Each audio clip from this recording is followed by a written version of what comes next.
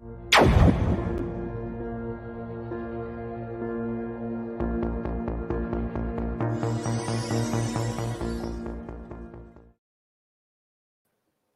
everyone, greetings from Tokyo. My name is Zainuri. Welcome to Productivity Talk.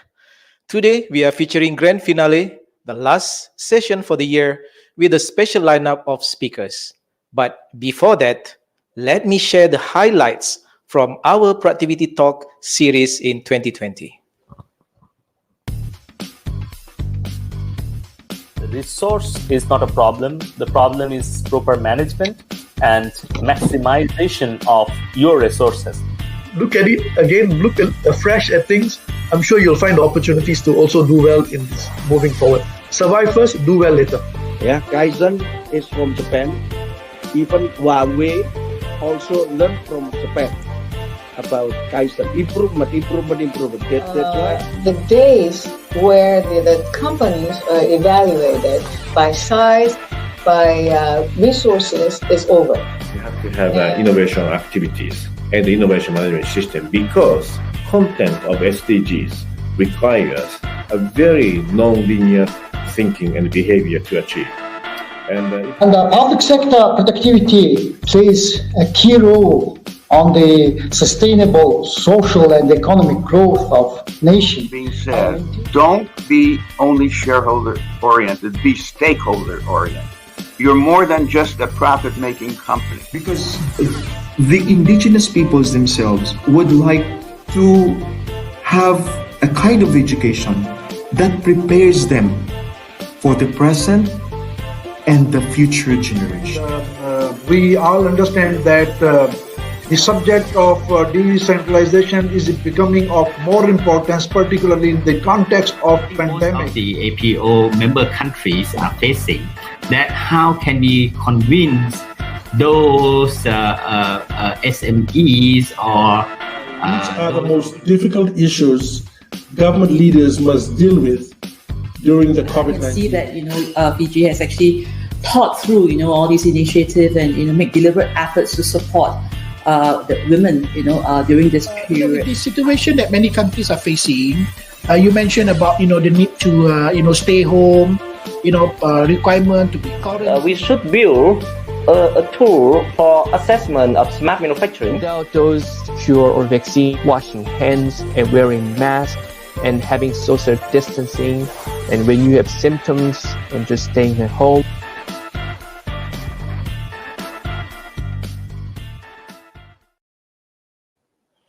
We started in April this year, and today is the last session of the year. So for this closing, we will discuss how the year 2021 will look like, exploring productivity in the new normal.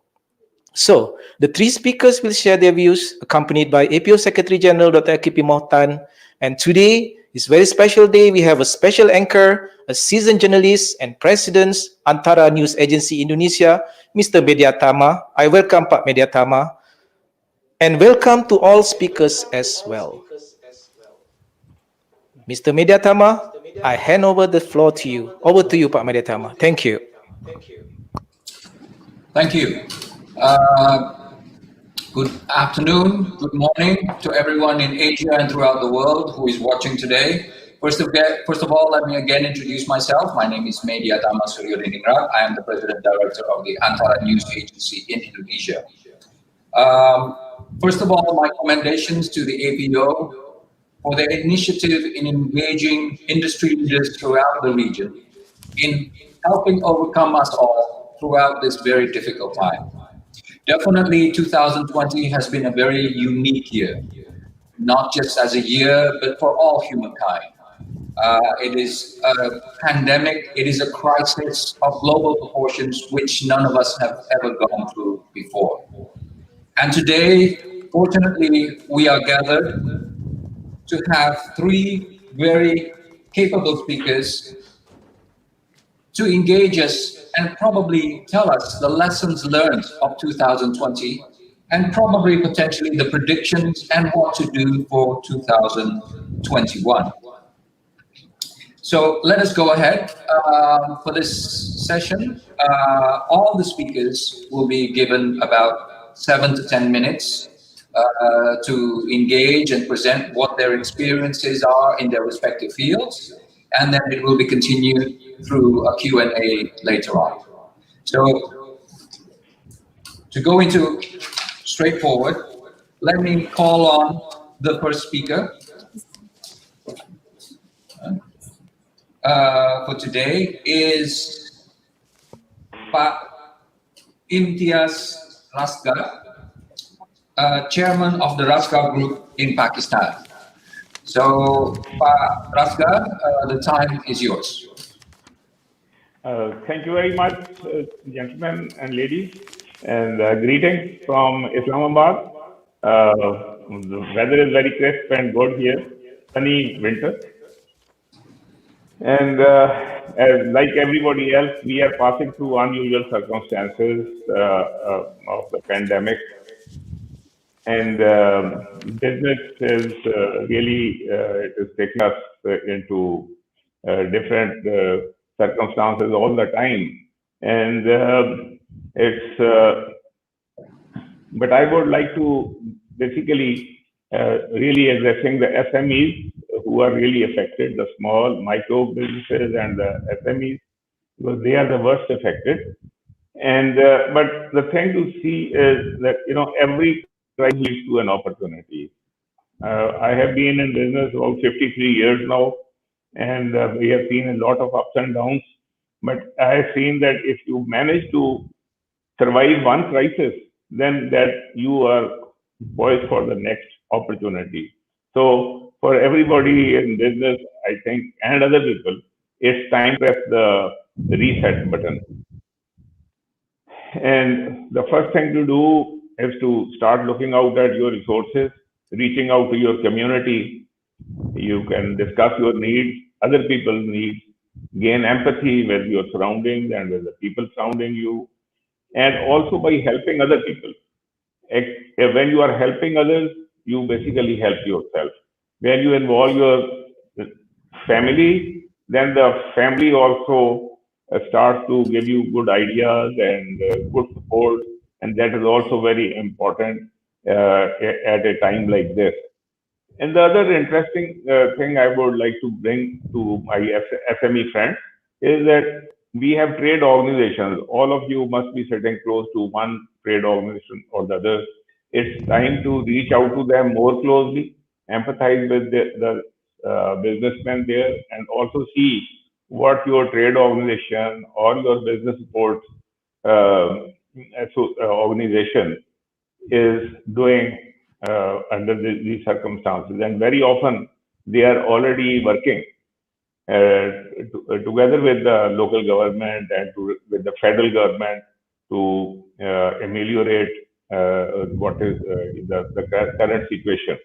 So it's best to get to know what are the pandemic related measures which your government is taking, and somewhere there may be an opportunity for you to gain some help or assistance or some new ideas or some new kind of training.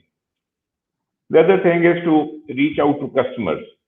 This is a time when we are not traveling, we are not wasting time on roads, and it's a time to phone or go through social media and to go to customers. People who are pleased with you, ask them for referrals to more customers, and that can lead to some business.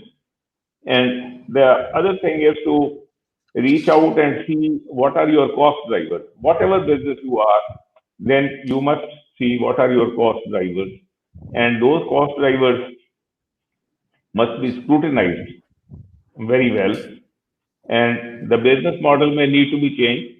There are always such crisis can show you certain paths which you have never seen before, and very often it happens that enterprising businessmen, they come out of a crisis in a much better way because circumstances force them to revisit their whole business plan, their whole cost system, and their whole supply chain.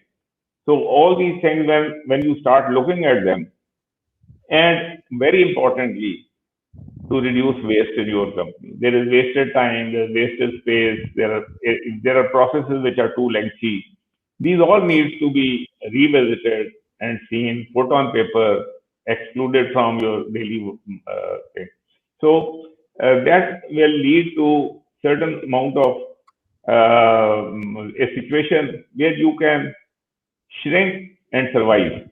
If you shrink and survive the pandemic, then there is a chance that you will thrive in the future as a more lean and agile company. And that is what in my own business we have been doing. And that is what I would suggest to people in my associations and in my friends and in the audience. And the other interesting thing is that small businesses, they are at times not using the skills which are used very often by the large companies, which is like using remote workers. And using remote workers is by itself another skill. But if you get into that, then you can hire some really good talent, and that talent can lead you to a profitable business by creating more features. And when I'm talking about new skills, I'm talking about your ability to digitize your business, to go on to e-commerce, then also explore wherever there are possibilities for better banking system through the fintech. Most telephone companies and the governments are going to digital basis. So it's better to go explore that. How can you be paid online? How to sell online? So the other interesting thing is to gain a little bit experience on video marketing.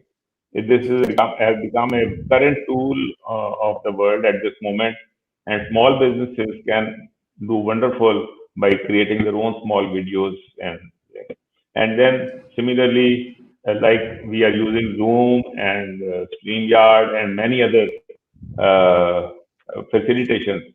A lot of these services are free, and they can increase the reach of a small business to a global level.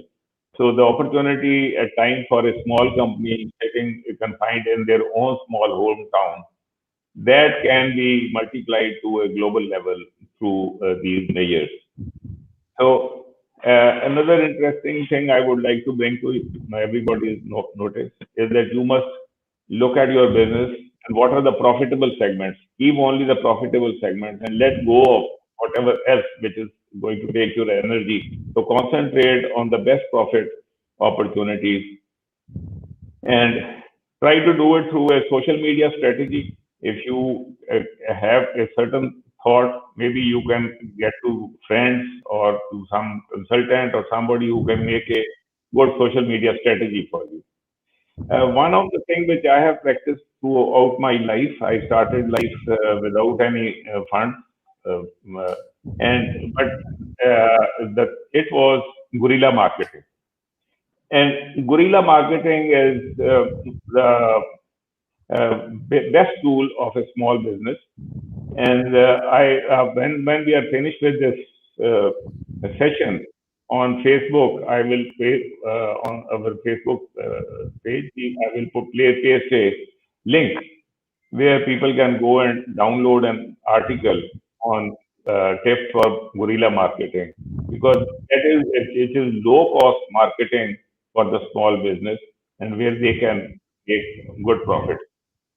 Another small tip is to collaborate and not to compete, because when you compete, you are competing, reducing prices, increasing your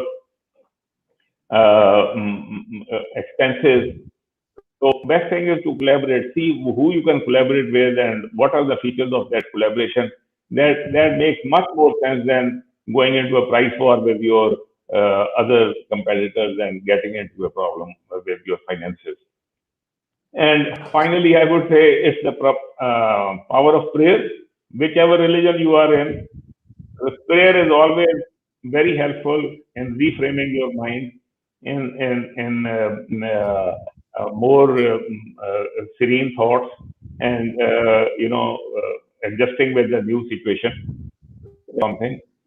And so far as the government is concerned, I would like to leave some tips for government as well as for uh, as well as for the BSOs.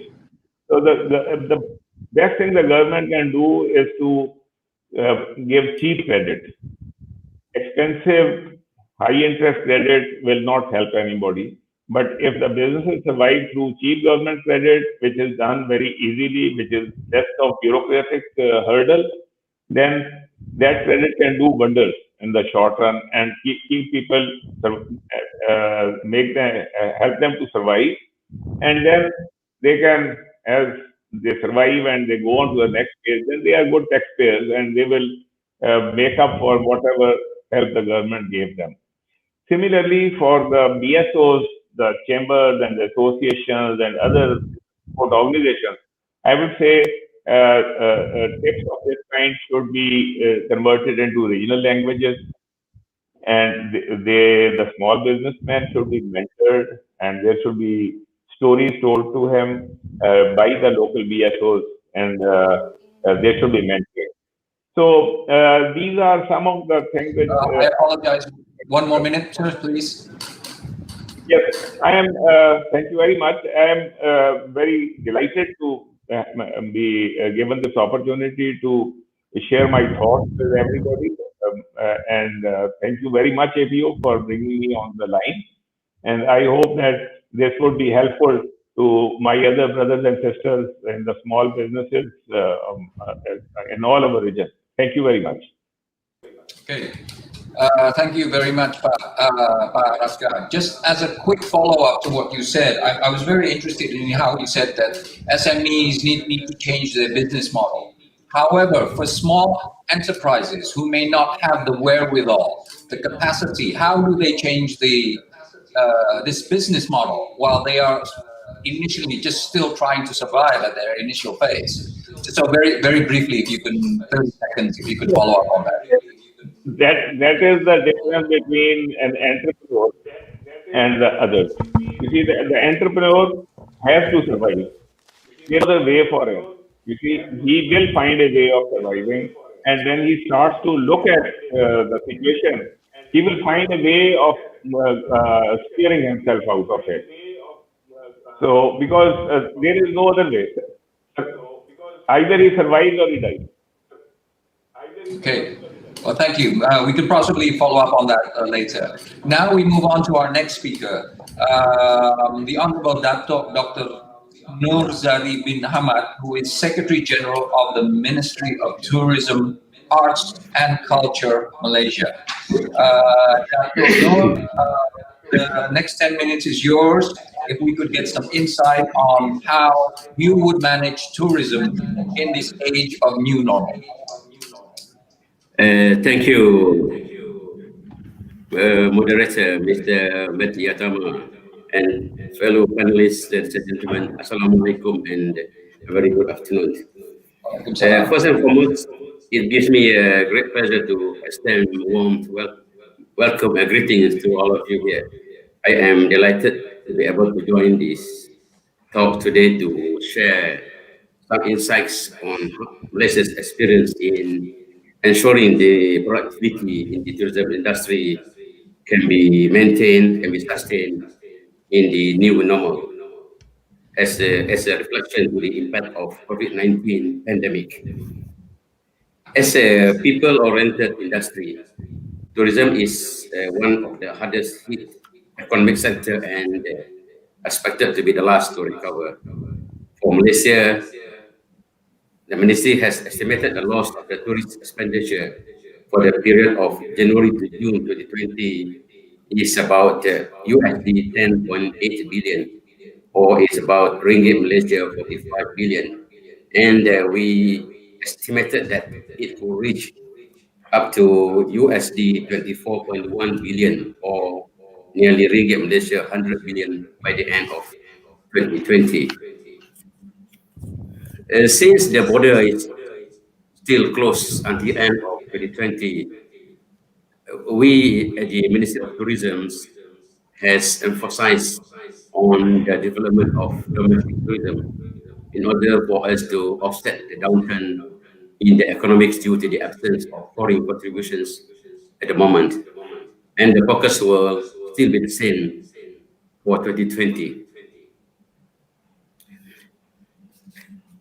In this regard, ministry has identified various strategies in the recovery plan that will help recalibrate the country's industry. The plan consists of several key strategies. As I mentioned earlier, it's all about domestic tourism. Therefore, our first strategy is to boost domestic tourism, such as offering personalized and creative packages through online travel fairs and promotes the hidden gems in our countryside as tourists are attracted to prefer safe destination with a laid-back lifestyle and plenty of fresh air. The second strategy that we put in place is to enhance the safe and the seamless travelers journey experience by emphasizing on health and safe protocols. The importance of going digital.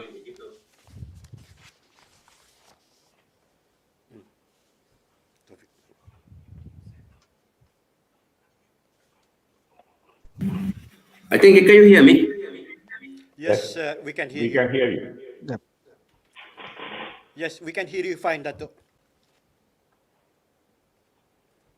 But you now freeze.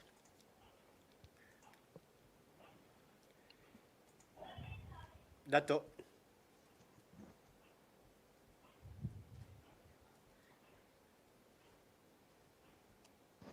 Dimas, maybe we take over.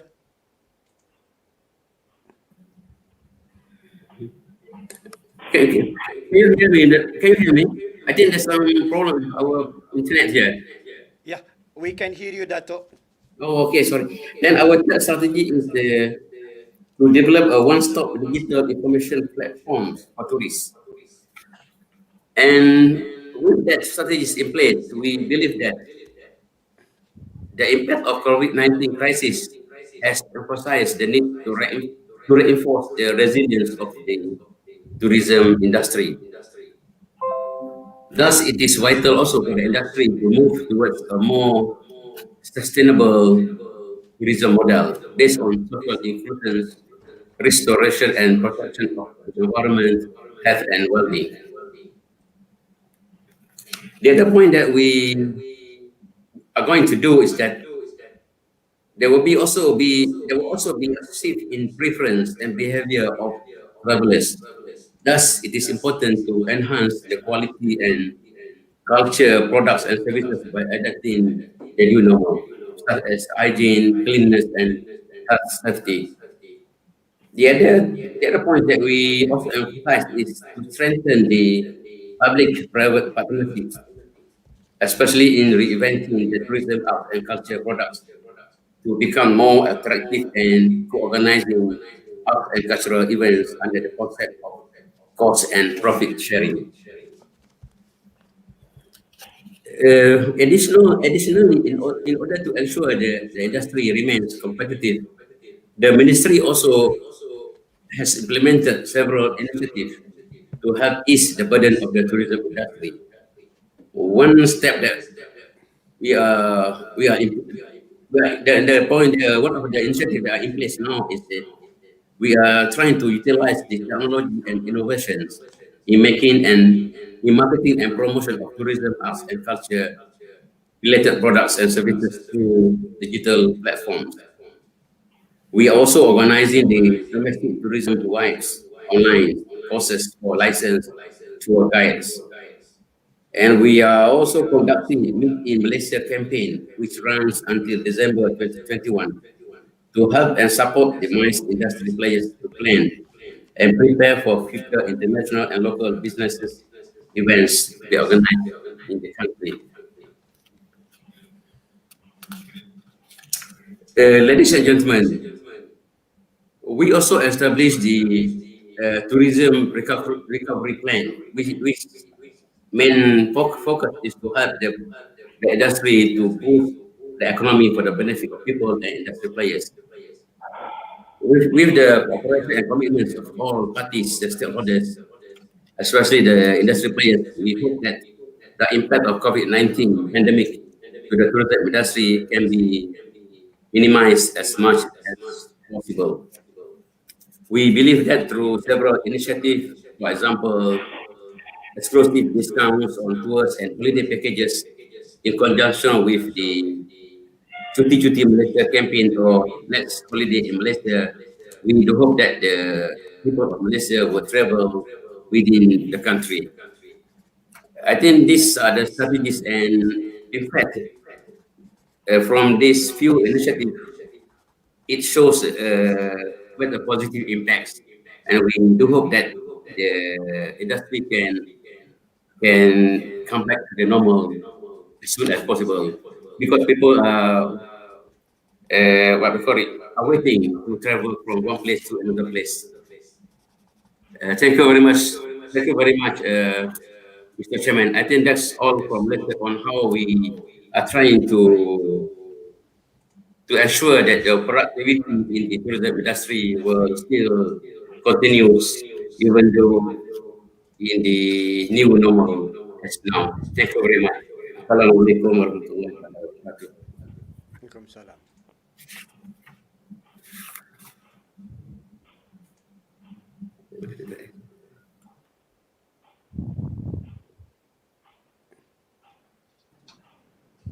Is the speaker on now? You are on, Dimas. Oh. Okay. If I could have a follow-up question to your very insightful presentation. You mentioned at the very first top of your presentation is that focusing on domestic tourism, in which many countries are basically asking their peoples, their citizens to rediscover their own country. That is basically domestic tourism. However, how have you looked at tourism, which is basically cross-border, land border? For example, Malaysia and Singapore are very close. It's just a drive over. For countries such as those, is there any potential for increased tourism in that respect? For what we call it here, the travel bubble here, we had what we call understanding with Singapore. We allow the movement of people from Singapore to Malaysia, but on business purposes only, not for the masses. We allow that for the time being. I mean that they enter Malaysia, they can be in Malaysia for very specific reasons. For business purposes, they are allowed to do that at the moment. I think that's a good start for what we call it until we'll can open the border 100%. That's what we're doing now. Reciprocal green protocol or something like that. You know, we are doing with Singapore at the moment. So we are ready. Actually, we are ready to work with our neighbors. For example, Brunei and Thailand to go on very specific travel purposes.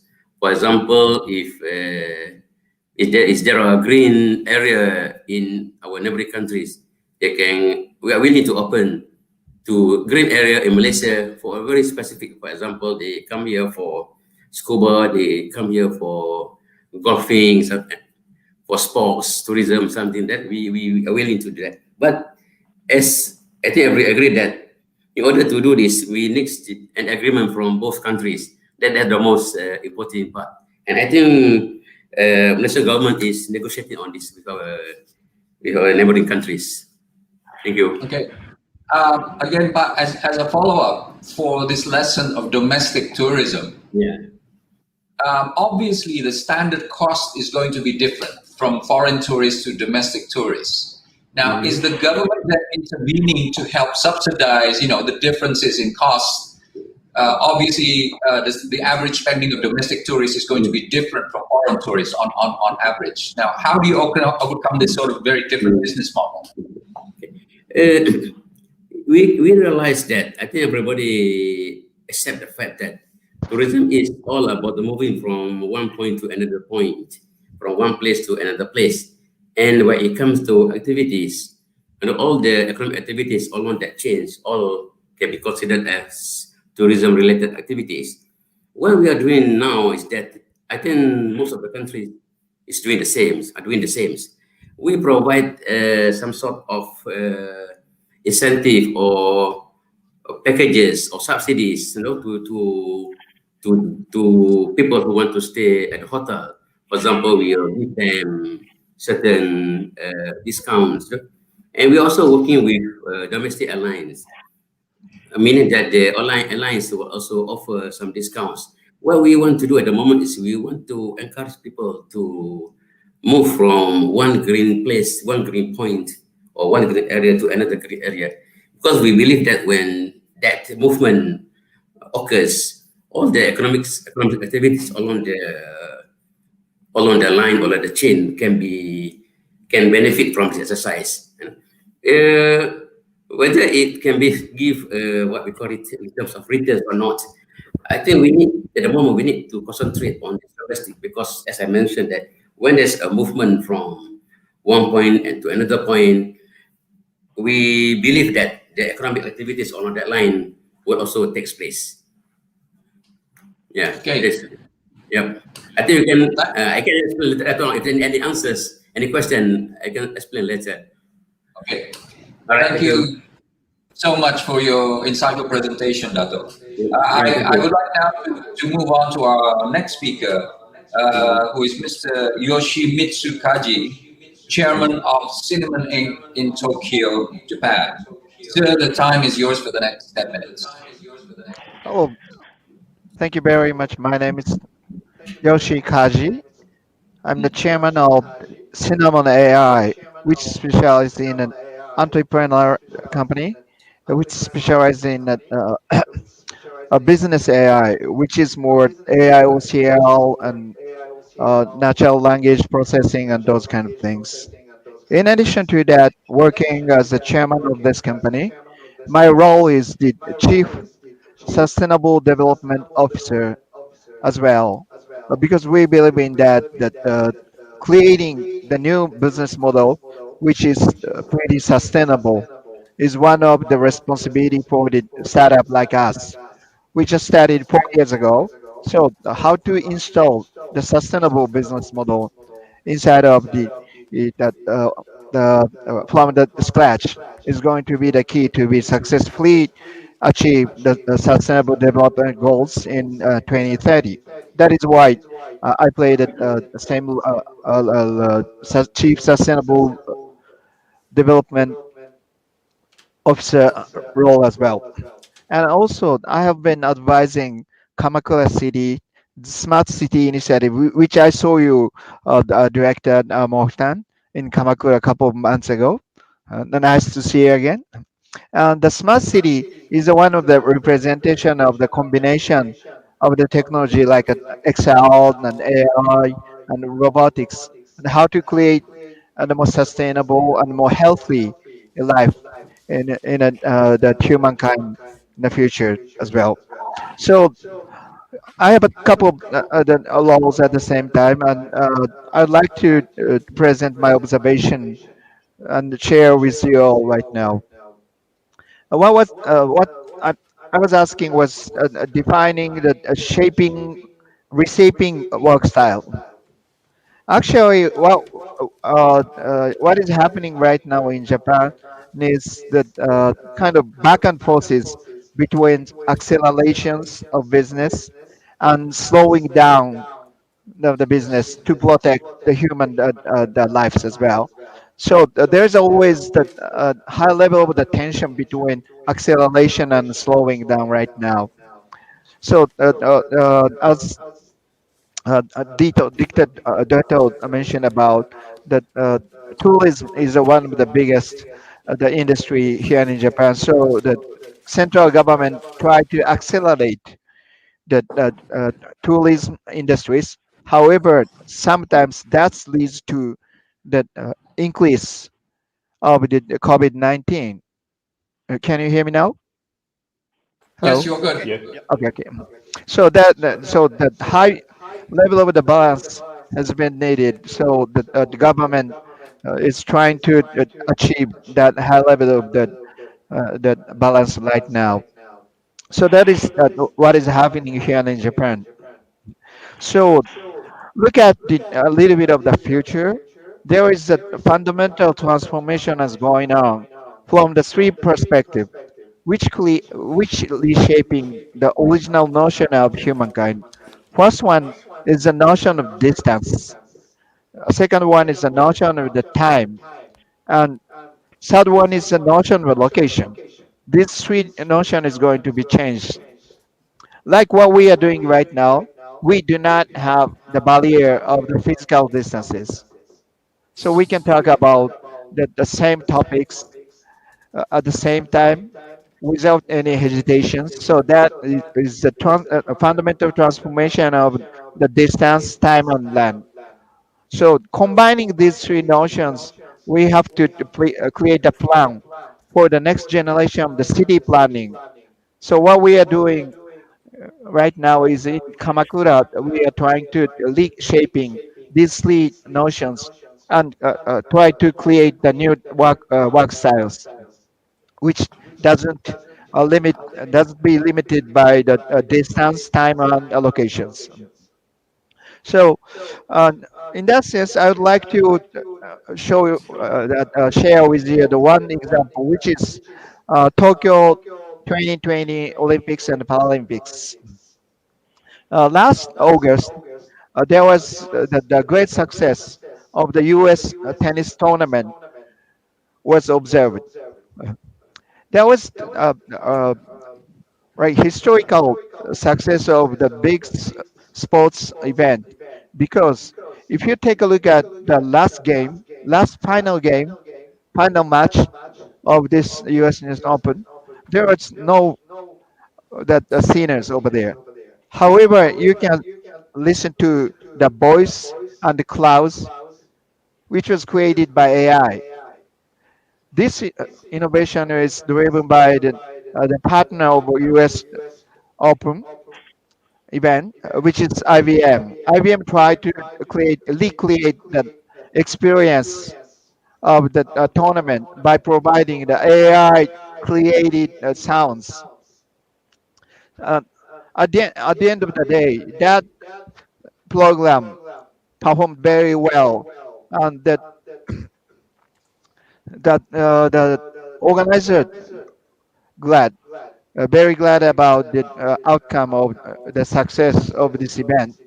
And taking a look at this success of the U.S. Open and Tennis, International Olympic Committee declared that Tokyo 2020 is going to be a historical event because that is going to gear toward more a digital event ever. So right now, the government and organizer and IOC is trying to lead shaping that experience, which is more digital driven. So if you take a look at next year's game, so there will be the lots of reshaping events, like a reshaping of the observers' experience, reshaping of the notion of the distance, and reshaping of the time, and the reshaping of the locations. I think those kind of fundamental transformation is going to have a big impact on the industry, like tourism and working style and those kind of things. So, last but not least, this COVID-19 phenomenon is not going to be the last one. I think there are the fundamental risks and landsliding risks of the pandemic is waiting in the next couple of years. So we need to be very resilient and ready for those kind of things by creating the reshaped the notion of the lots of the fundamental our values. Okay, that's it from me. Thank you very much for listening. Thank you so much. Thank you so much, Mr. Yoshikaji.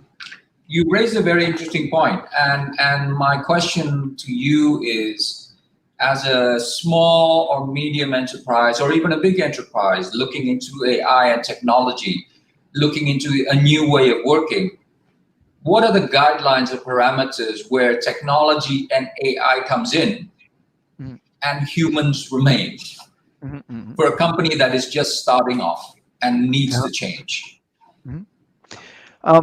There is that a mice that AI is getting taking that humankind's work, which is I think it's a mice. There is a notion between what the only machine can do and only human can do. In between, there is that a section called missing missing middle, because we did not discuss enough about that newly created word between AI centric the work and human centric work, which we call it missing middle because we haven't talked about yet. So if we focus on a missing middle area, there are so many newly created job will be emerging. So like the people need to explain about the relevancy of the AI technologies to the stakeholders. That is the called explainer laws. And also, if AI, robotics, those kind of machine is going to be out of orders, you have to fix it. So that law is going to be called maintainers. So those kind of new work is started to emerge already. So if you take a look at the area in the missing middle between AI centric work and the human centric work, so you will be able to see that increase of this kind of newly created jobs. So that should be the parameter because we need to create the new jobs. Also, we need to increase the productivity as well. So after that transformation, that human only work is going to be more focused on the creations and harmonizations and leading and empathy and those kind of things, which is more human only that initiatives. So you will be able to have a use your time more efficiently for the creations and leading people and harmonizations of those kind of things. Okay, great. Thank you very much, sir. Last but not least, obviously, we will be going now to our main host of this program, the Secretary General of the Asian Productivity Organization, Bapak AKP Mochtan. Sir, the time is yours for the next 10 minutes. Thank you very much, Pak Dimas. And let me first greet the viewers. Thank you for joining this session. And I would like also to convey my thanks and appreciations to the speakers, the fellow speakers, Mr. Rastgar, Dr. Nur, Kaji-san. Thank you so much. And Dimas, let me touch upon the theme or the topic, and that is new normal productivity and what is the outlook in 2021. I'd like to start by the philosophical foundation of productivity, and that is tomorrow will be better than today. So this will, if we apply it into 2021, we are hoping that 2021 will be better than 2020. And underlying this is actually improvement, continuous improvement. 2020 has been difficult. It's a very uncertain, it is full of uncertainties. And what we see here, what happened in 2020, what I see is a drop in activity. And the drop in the activity, that means also because of the containment, because of the restrictions, then it led to the loss of job. Or it led to reduced work hours. And that means actually less input.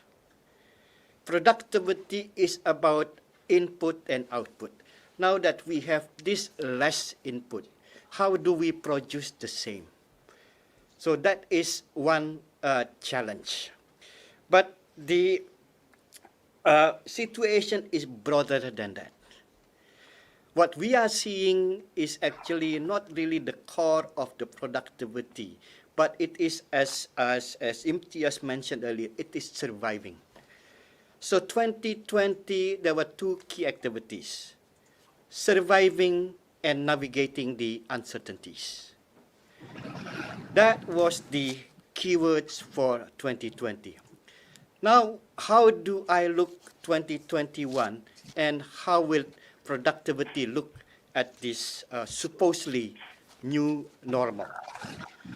I would say that 2021 will be still full of uncertainties, but then we will have also hope and cautious optimism.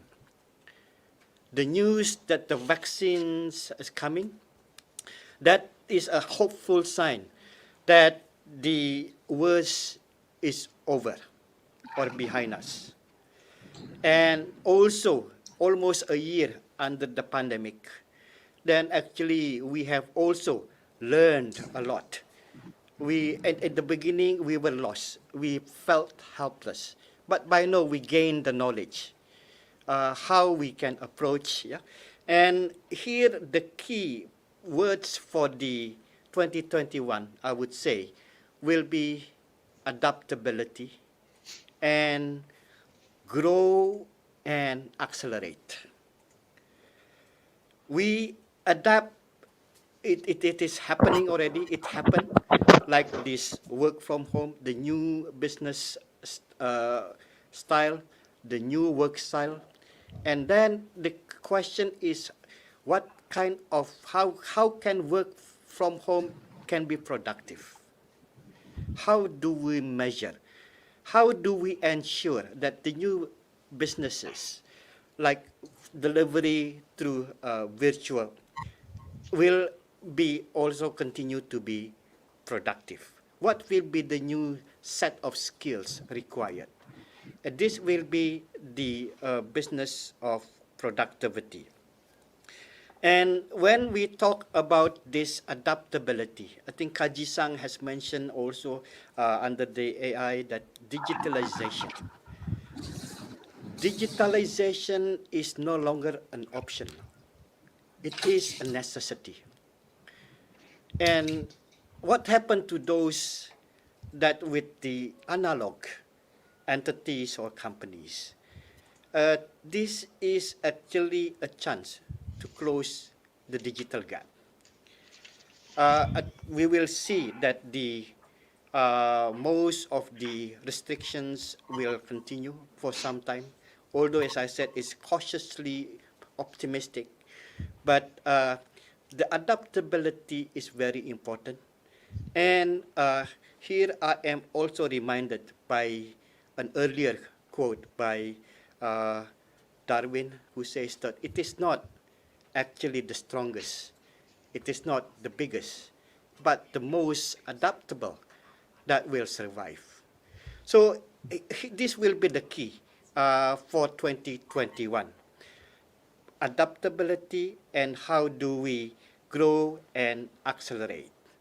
So there will be a lot of applications based on these principles, including, say, for example, in the food and beverages industry, the customers are staying away because of the work from home, because the social distancing, because of the travel restrictions.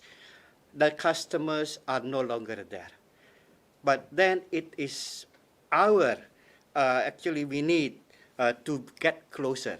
Imtiaz has mentioned it. This is how do we reach out to the customers. This is going to be very important. And here, as connecting with Kaji-san, that is the digitalization will be one of the very important tools.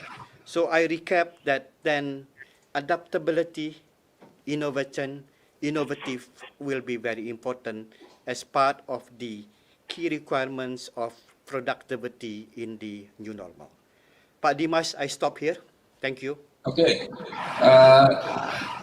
Thank you, Pak Mochtan. If I could follow up on that, you used some very big words: cautious optimism, adaptability. In real terms, in your opinion, what are the elements of adaptability that companies, small, medium, or large, should be looking at, should have, in order to have this adaptability? Thank you, Pak Dimas. The adaptability actually is a necessity because of the compelling or mandatory situation, say for example, that we cannot travel. Yeah, so we are forced to refrain for ourselves. So then what is happening is the market changes, the behavior changes, and we cannot be business as usual. So that will have to be the adaptability that we have to quickly adopt. And it may differ from what you call this, from sector to sector. Like the health industry, the health sector, we have seen actually how medical advisory services is provided online.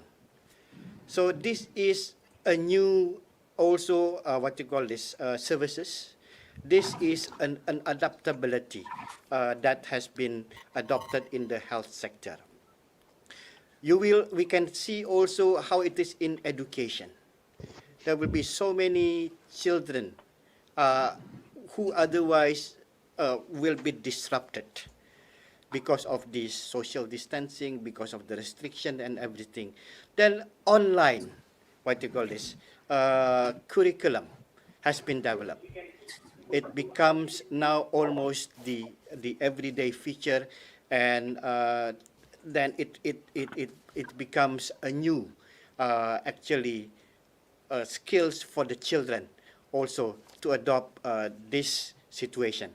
So the invention or the innovative and creativity will have to come, whether you are big, whether you are small, whether you are institutions, because of the prevailing condition. And I think this will be the silver lining of the pandemic, that we have something new, and hopefully that, as mentioned, that we become stronger out of this experience. I hope that answers your question, Pak Dimas. That's wonderful. Before we continue our discussion, I am told that Dato will be leaving us in about a few minutes. So I have one short question for all the panelists, if they could answer in about 30 seconds to 1 minute. And we will start with Dato. Is that, as we know, in 2020, when everyone is just trying to survive, the role of government is extremely important. I mean, the government was basically the basis for allowing countries not to collapse and economies to be able to survive. In looking at 2021, with this cautious optimism, with this hope that we can progress forward, where does the balance and the initiative really lie? Is it more with the private sector, or are we still waiting on the government? Maybe I could get the opinions of all the panelists on this, starting with Dato, please.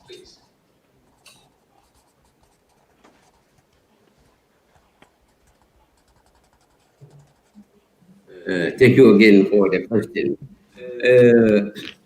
As I mentioned, one of the strategies in ensuring that the productivity of this sector, tourism sector, remains, we we emphasize that there's a need for private sector and the public sector to work side by side to strengthen the public-private partnerships, especially in the reinventing the tourism and culture products. Yeah. I believe that what the speaker mentioned, that the philosophy of productivity is very important here. Tomorrow will be better than today. That's what we believe that. That's what we believe. The prospect of tourism industry is always there.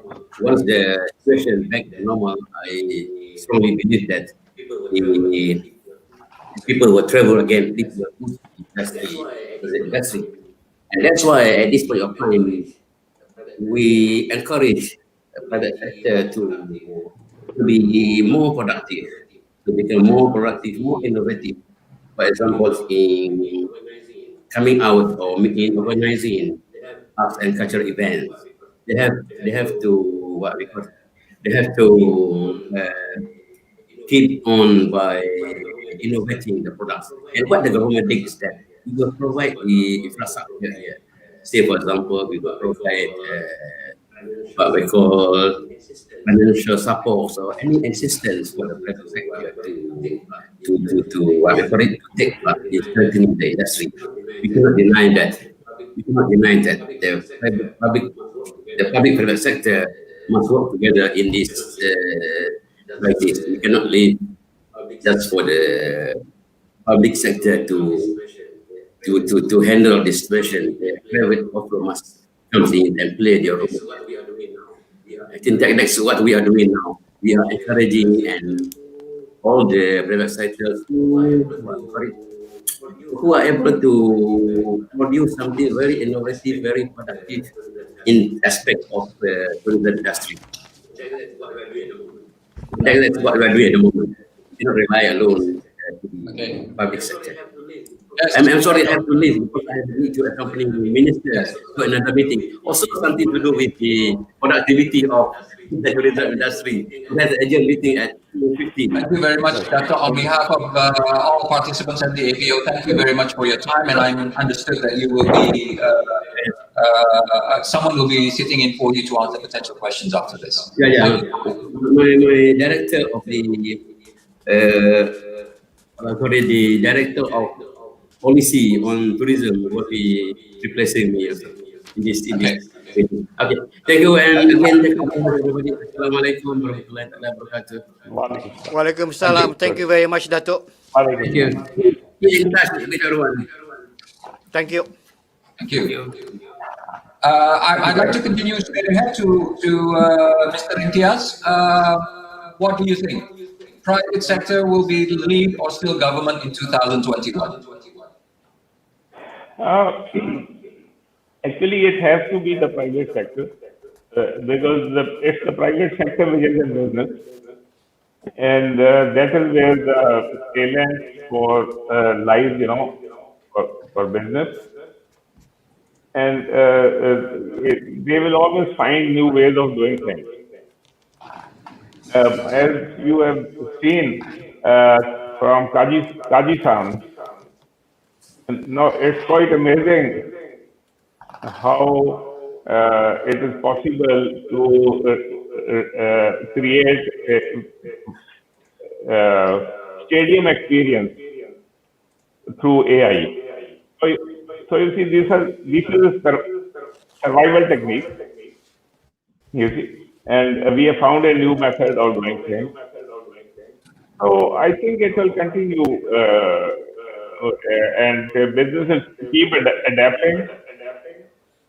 And it's a law of nature also that it is survival of the fittest. So we will continue and do our survival. Thank you. Thank you, sir. Yoshi-san, please. I think that the division between private and public sector needs to be get taken because that talent in foreigners should need that multi-stakeholder approaches, which mainly lead by the conversation and the interaction between private and public sectors. The new situation which We are losing your voice.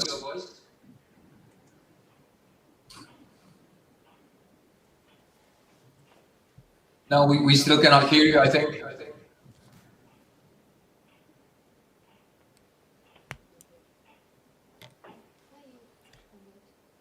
Hello, can you hear me? Okay, now it's good. Oh, sorry. So the new administration, Prime Minister led by Mr. Prime Minister Sugar is very keen to inviting the private sector people, including agencies, like digital agencies. So now the new government is trying to create the digital agency within a couple of months, and one third of them is going to employed from the private sector. So that is one of the approach we have to take. Hold the approaches. And in addition to that, this is vertical divisions between private and public sector. In addition to that, we have to break the horizontal divisions between central government and municipalities and city and villages as well.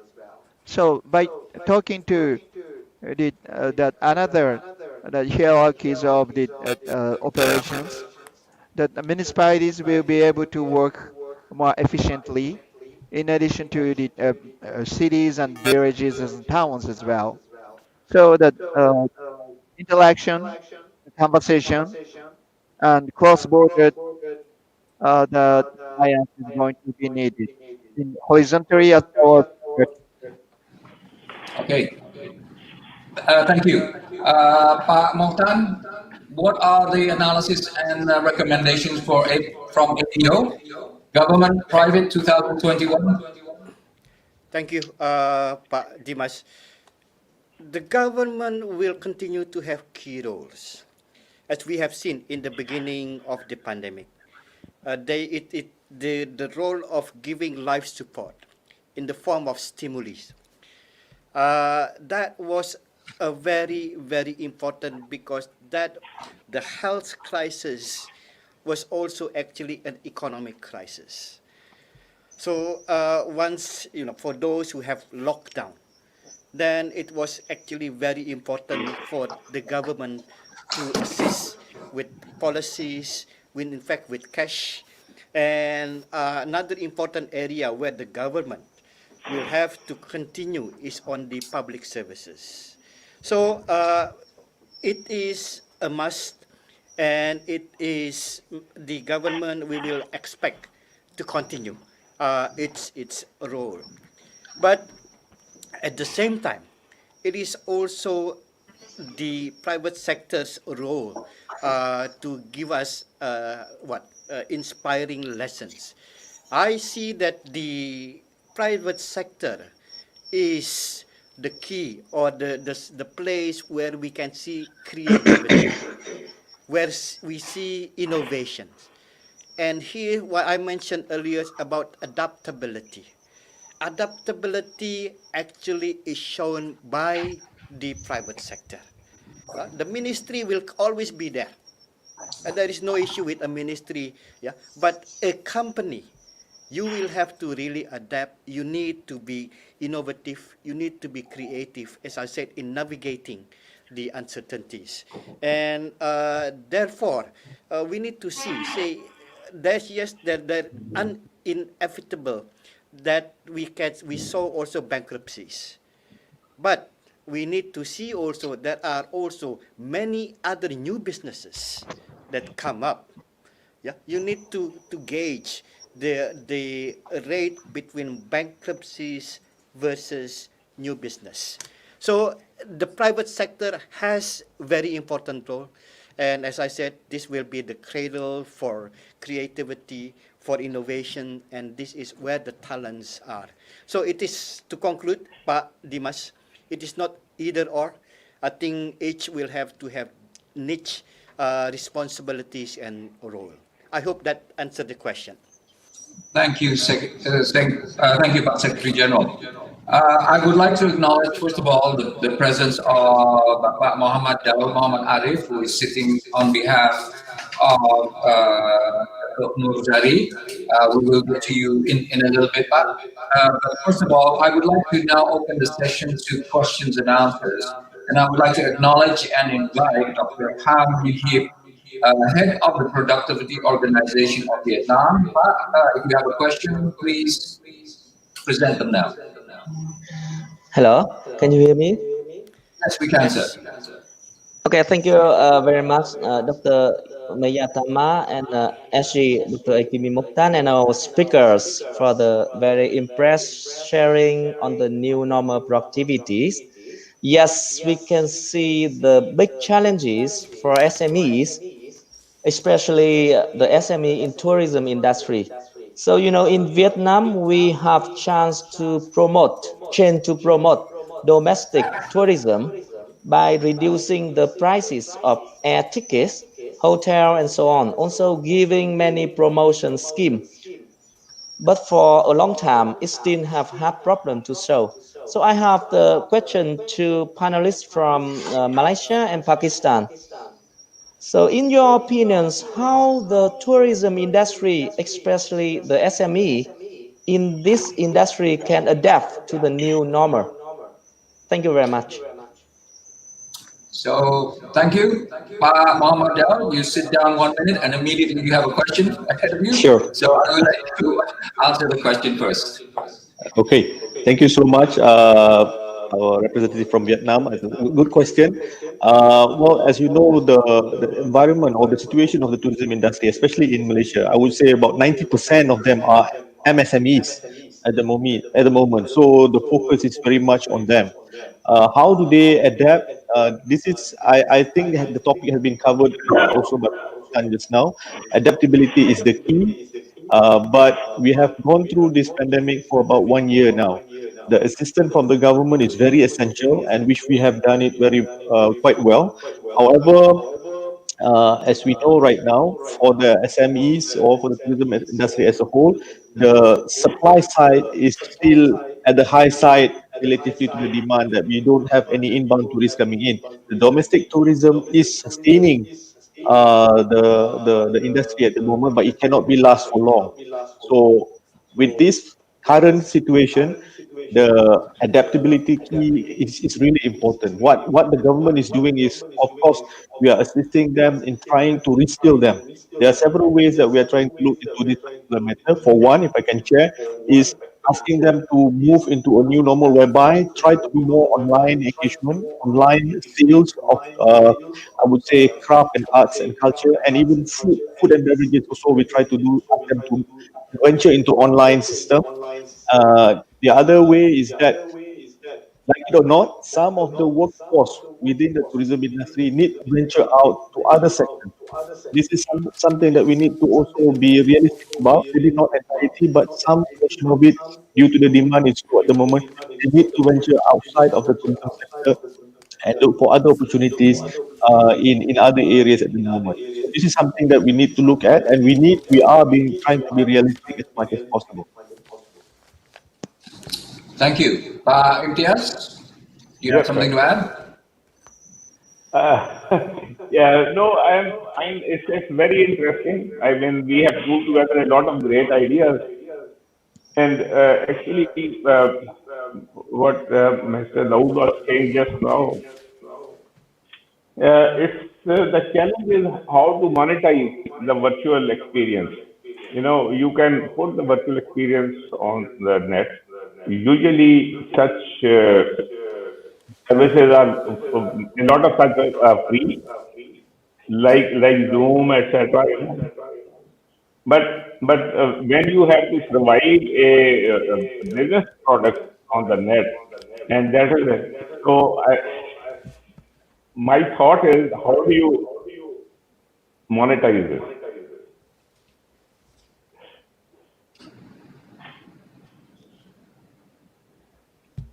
Thank you. Thank you. Okay. Well, I think, Dr. Hiet, what you asked, like many questions in this era of pandemic, are questions that have no answers, but questions that need to be asked because what we are doing is trying to find a discussion. So, because this is all new to not just us, but to all humankind. So it's a very worthy question. Thank you so much, Dr. Hiet. Okay, thank you very I would much. like now to acknowledge and bring forward Mr. Anthony Calao Jr., who is President of the Development Academy of the Philippines. So, please, sir, the Zoom screen is yours for your question. Thank you very much. By the way, I am no longer the president. I Oh, retired apologies. from government. I'm now in the private sector. My question is to our Japanese uh, speaker, Mr. Kaji, and to SG AKP Mochtan. For Mr. Kaji, you mentioned three notions: distance, time, and location. Uh, in the reshaping of the work style, we have here two extreme um, lines. No? The first line is for the blue collar jobs, which basically a face to face work style because it's an assembly line type. Okay? On the other hand, you have the white collar jobs, which can and be more productive in using digital and virtual and online technology. Now, both the redesigning of the physical space, the factory, and the investments in IT would need investment in terms of infrastructure development and in terms of the changes in additional knowledge, attitudes, and skills on the part of the people affected. My question is, how do you have a balance of these two extremes, the physical face-to-face and the virtual and digital, in terms of promoting industrial productivity, agricultural productivity, and even green productivity, as well as public sector productivity? That's for Mr. Kaji. For Dr. Mokhtan, my question is, how will APO respond to this challenge of, of creating an atmosphere of innovation and creativity to have more growth and more productivity and growth in the midst of this new normal administration? Wonderful. I think the first question is an extremely difficult question, and I am glad that our friend Yoshikaji is the one that has to answer it. So please. Thank you, friends from the Philippines. That is the question we are challenging right now. Now, one approach we are taking right now is to find the proportion between the requirement of face-to-face job and the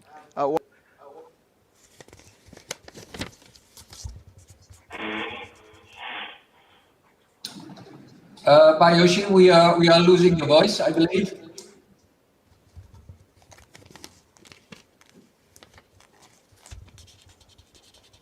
Hello, can you hear me? Hello. Yes. Okay. Now Okay. it's good. Sorry about that.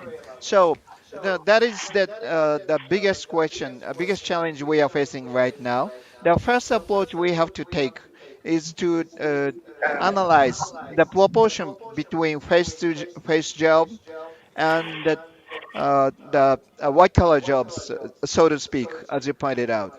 So to find out that proportion is the first thing. Then that is going to that planning of the transformation to the digital population is going to be start from that. And according to your point, I think that the proportion is is pretty much different between organization and organization and industry.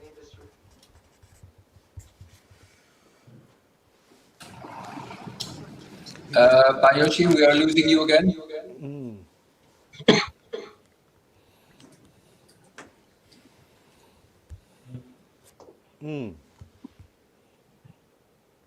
Hello, can you hear me now? Yes. So Yes. sorry about that. So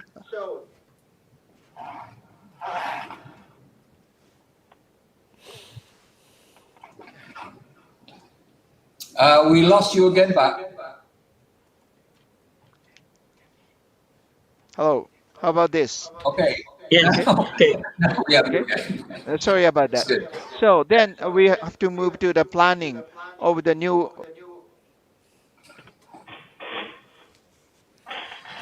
Kaji-san, maybe you take off your speaker and mic. Just speak directly with the computer microphone. Unmute. Can you hear me? Now Yes. we can hear you. Yes. You can hear me right now. Yes. Okay. So that after defining, can you hear me? Yes. Yeah. Sir. Can you hear me? So after defining the proportion between face-to-face and the white collar jobs, you will start planning of the blueprint of the new shifted work definitions. So that is going to be needed. That is going to be different from industry and industry, and uh, and in addition to that, that importance of the face-to-face area is going to be getting back. That's what we are observing right now. So some of the organization already started to increase the proportion of the face-to-face proportions, because that's lacking of the face-to-face communication is going to have the negative impact to the creating the corporate cultures, interactions between the stakeholders. So I think it's like a back and forth is going to happen. However, at the end of the day, after 12 months from now, which is after the blockchain is going to be standardized, that the fine line is going to be determined anyway. Sorry about the inconvenience. That's it from me. Thank you, sir. And the next question is to Pak Mochtan. I think it's not just how does the APO create this atmosphere of creativity and innovation, but how do we all create, in your recommendation, this atmosphere of creativity and innovation? Thank you. Thank you, Dimas, and thank you very much, Tony. Pleasure to see you again, sir. Yes, Well, creating environment for innovation and creativity. I think what we are having now at this moment is actually a very conducive environment that gives you creativity. It unleash your creativity and innovative mindset. But I think that is the point is how do we make it into policies? So here is actually we are talking about regulatory as well. Yeah, what will be the appropriate regulatory systems that will encourage innovations? Some of our member countries like for example Taiwan, Republic of China is actually a very advanced. Malaysia is in fact very advanced also about this regulatory. But the point is also that we need to embrace, yeah, those what you call this, make it inclusive, make this broad base. So these are some of the what you call this, the elements that it has to be. There has to be the appropriate regulatory environment, It will have to be inclusive. And to me, I would say that this, although we are having such difficulty, constraints, and limitation, this is actually an opportunity where our creativity, our innovative mindset is actually being challenged. So I hope I answer your question, Tony. Yes, yes. Okay. So thank you so much, Pak, for your question.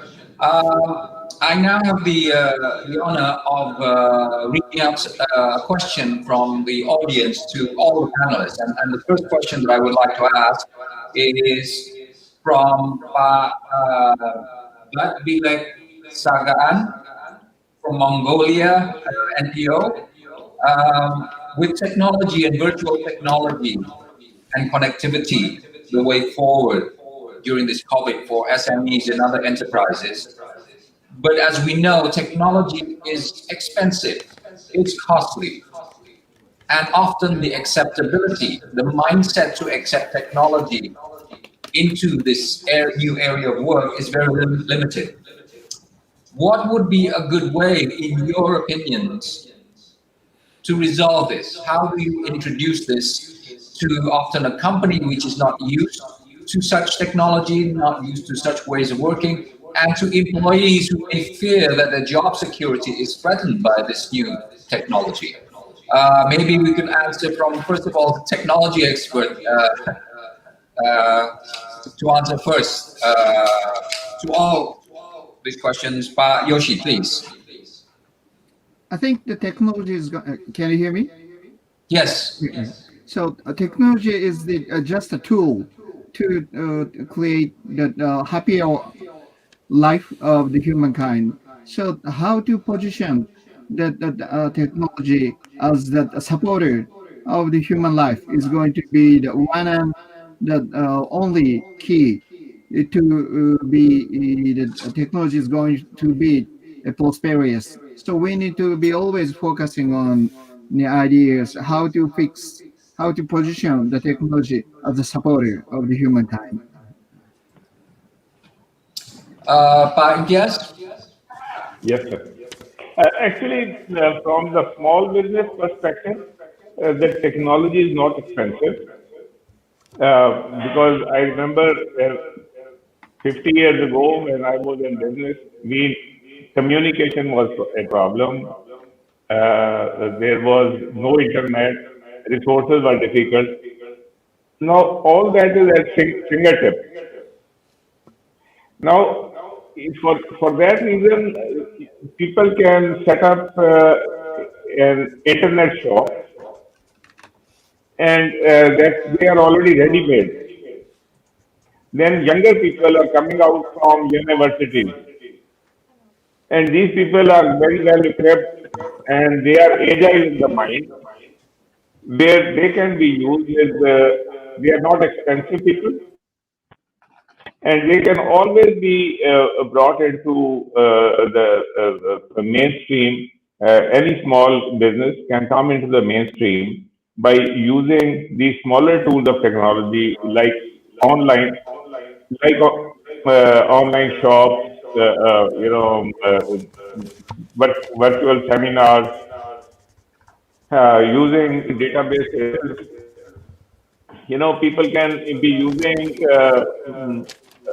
CRM, for reaching the clientele all around the globe.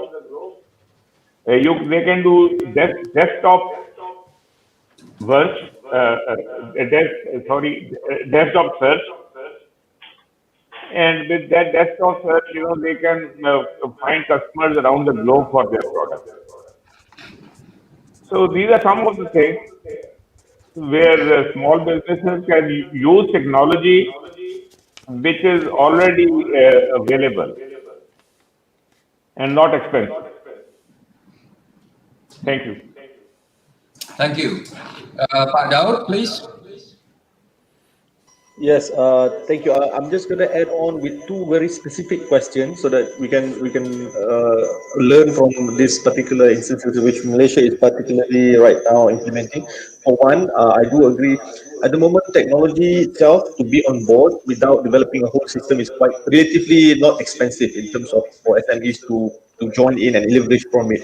For example, right now we encourage, we are working very closely with Shopee, which is an online platform, very well famous, and we ask our tourism industry players who wants to put their product onto this particular platform, and government is subsidizing for their presence to be online.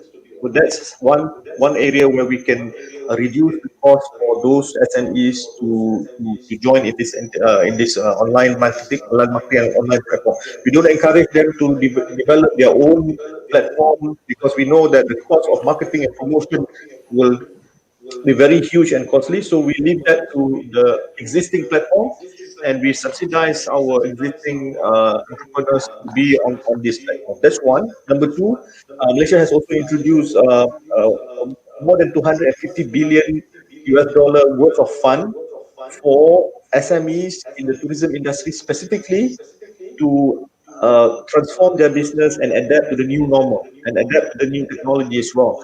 So this fund is at very low interest rate, and it also had a minimum of 6 months moratorium for repayment. So this also will encourage and reduce the cost for MSMEs and join this particular bandwagon and try to move towards the new normal. So these are the two examples that I can share. Okay, good. Pak Mochtan, please. Thank you. Yes, thank you, Bilek, and thank you, Dimas. Technology, yes, it can be expensive, but also there are those technology that are less expensive. The question is we need to differentiate between the technology that we must have, or also a technology that will be nice to have. So we need to be clear with our need. A 3D printer, for example, that is not cheap, but is that a must-have, or is it a nice to have? So that comes back to us again. And talking about acceptability.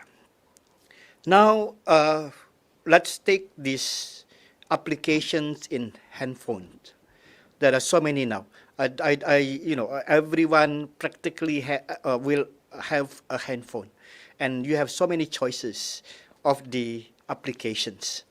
And for that, actually, it is not a matter of the price, but what is useful to you. And I hope that with that, it answers your question, Bilek. Thank you so much. Thank you, Pak Mochtan. We have actually reached the last minute of our session for this afternoon, but I am taking my prerogative as moderator to take one brief question because I think this is important to be answered. And the question comes from Malaysia, from Mahlok.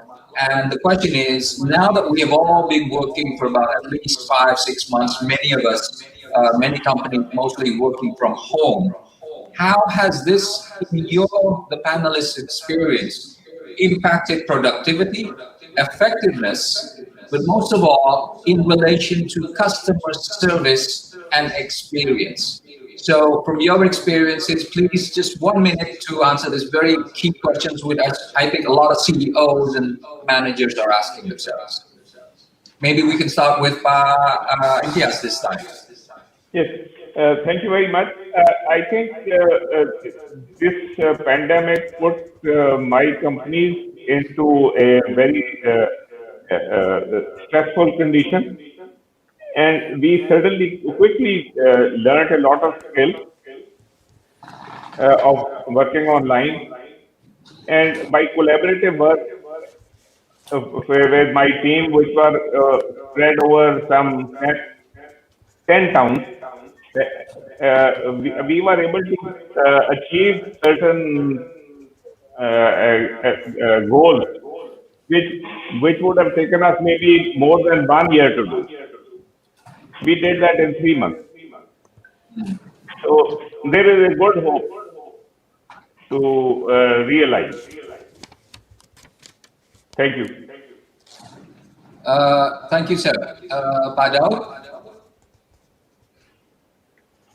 Yes, well, in the two contexts. One, from the government side, I mean, the experience of working from home does have it perks, and also the adjustment time is also needed in terms of make us more customized with this new work process. But my personal experience so far, there's nothing that cannot be done through working from home at the moment. The communication is quite well. The internet penetration in Malaysia is quite well. But I would like to focus more on the industry itself.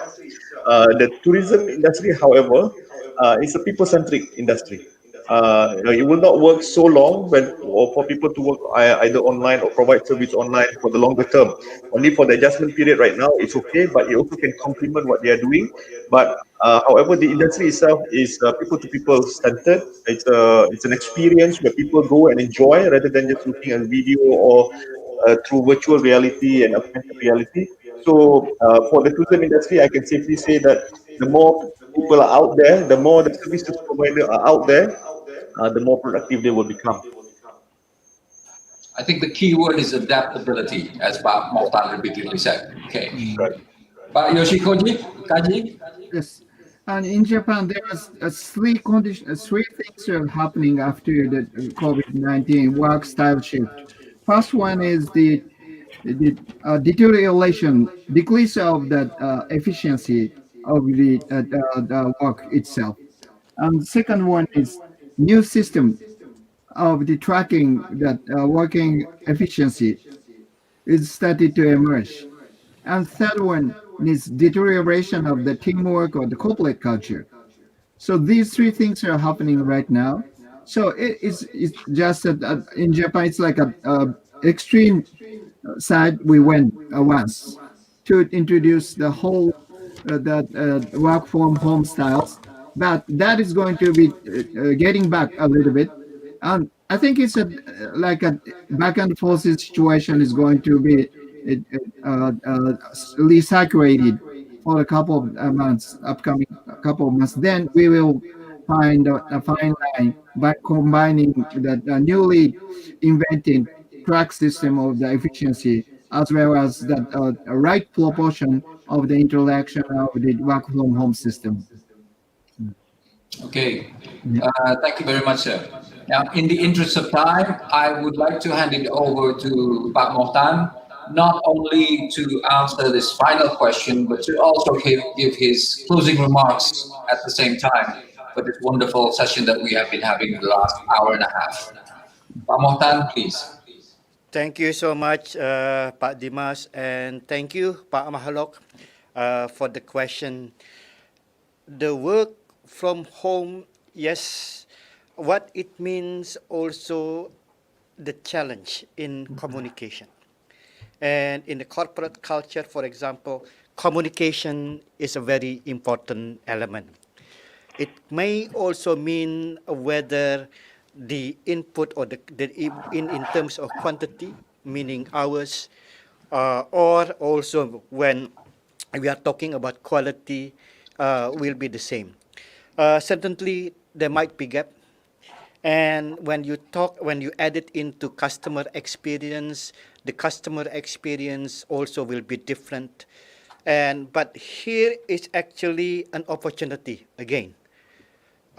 This necessitate us to emphasize on safe visual presentation, on presenting the visuals, the graphic, because it could be more convincing. It would be more convincing if we could present it to the customers in a convincing, nice graphics. But it might be not a skill that we have to have now, but this has increasingly become a necessity. So, Pak Mahalok, in short, answering your question, yes, I think there are some areas in which the work from home impacted the productivity, but there is also opportunities for learning. Take it from the experience of the APO in delivering our services, and that is imparting knowledge. While we are not able to do it face to face, then we have to do it virtually. And how do we replicate this experience of site visits. Our site visits, Gemba, is actually a very strong element of the learning process. Seeing is believing. We visit the company, we visit the factory, and we see how it is implemented, the technique, the tools, the methodology. And here actually give us a new skill. How do we use virtual reality as what you call this, an alternate to on-site visit to the companies. So in short, yes, we are still actually here adapting, and there would be a lot of challenges, but it's going to be an opportunity as well. So I hope that answer the question to Pak Mahluk.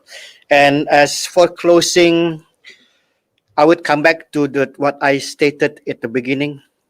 2021, yes, there will be uncertainties, but at the same time, there are hope and as well as actually aspirations. And here, adaptability will be the key. And we have done that. The question is, can we do more? Can we do more to grow and accelerate?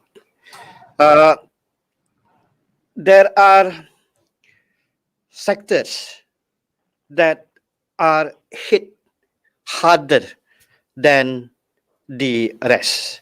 Likewise for the labor, for the market force, those who just newly graduated, those who are part-time, or those who are working at home, and also especially those in the informal sector, for example.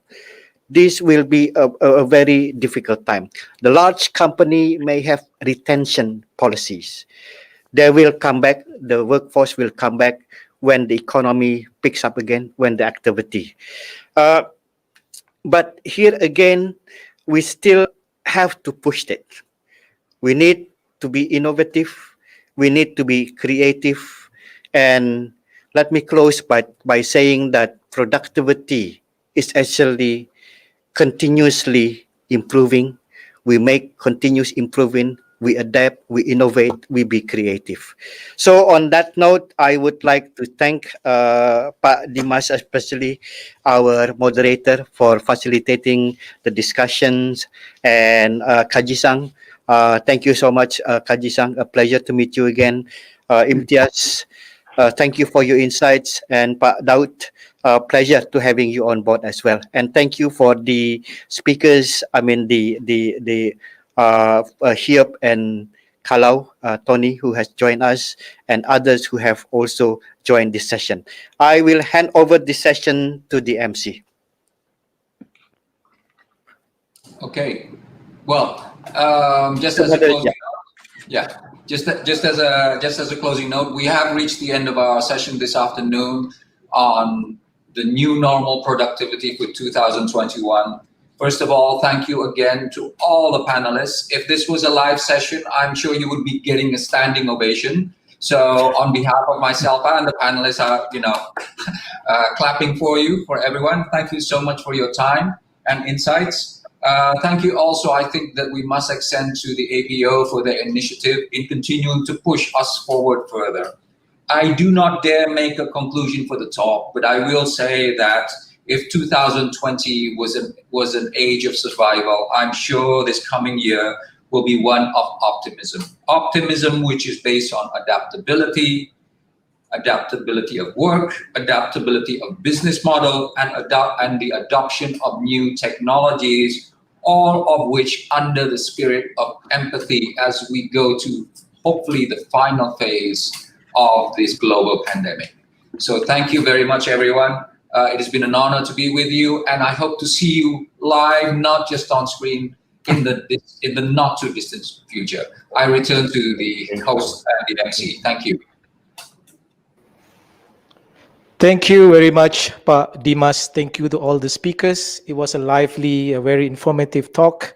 So once again, we will also like to thank all the viewers who have been with us today, and also for the past 8 months since we started this APO Productivity Talk. So we do hope that our Productivity Talk series are very useful, give you the insights, and we will add for more exciting next year. So please continue to watch our video live or recorded in APO YouTube channel. So we wish you a good health, more success in 2021. So with that, please take care of yourself. Thank you very much, and sign off from the Secretariat. Thank you. Thank you. Thank you very much. Thank you.